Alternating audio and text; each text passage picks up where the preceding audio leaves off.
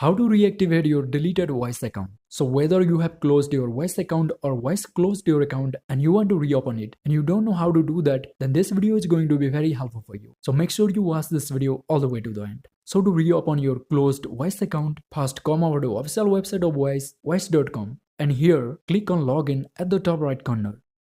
And then here enter email address and password of your closed Wise account. So let me enter my deleted Wise account email address and password.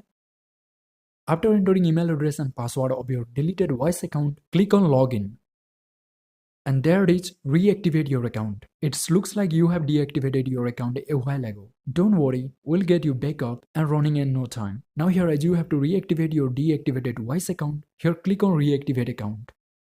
Now next, you need to confirm your email address. So Wise will send you an email to your email address. So check your email address.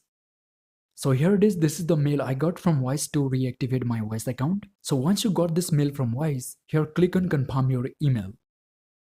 Now next, you need to confirm your phone number and you can see last 4 digits of your phone number here. So as I have access to this phone number and most of you, here click on yes, I have access.